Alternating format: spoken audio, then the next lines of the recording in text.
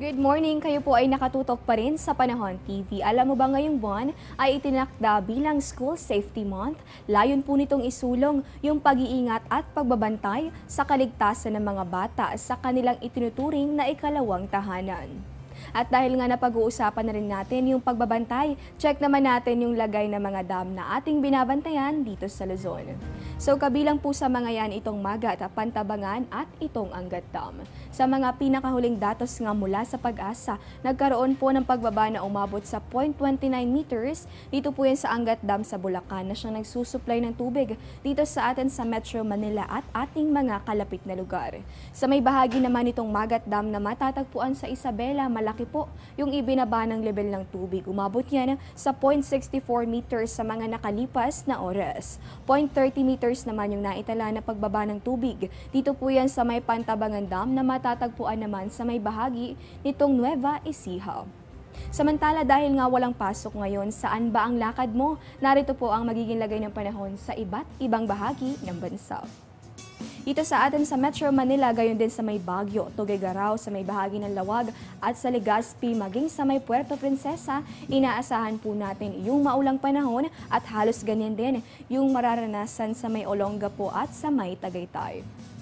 Check naman natin sa may bahagi nitong Visayas, inaasahan din natin itong rainy weather condition sa may Tacloban, Iloilo, Bacolod at sa may Metro Cebu.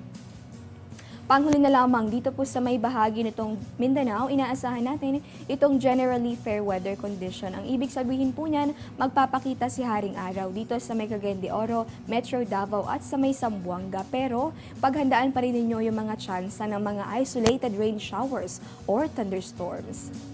Sa punto pong ito, silipin naman natin yung nilalaman ng 3-day weather forecast ng Pag-asa.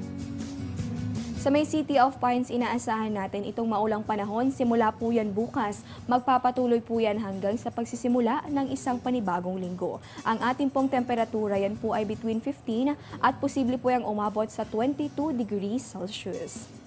Dito sa atin sa Metro Manila, sa mga may plano sa weekend, inaasahan po natin yung maulang panahon. Magpapatuloy po yan until next week at ang ating temperatura sa pagitan ng 24 hanggang sa 31 degrees Celsius.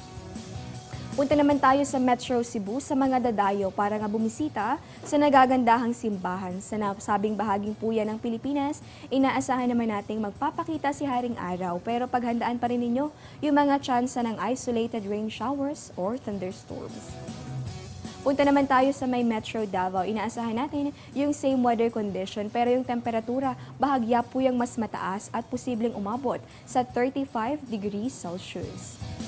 Panghuli na lamang sa may bahagi nitong Zamboanga City, same weather condition yung ating inaasahang iiral at posible pong umabot ang ating temperatura sa 24 hanggang sa 34 degrees Celsius na agwat.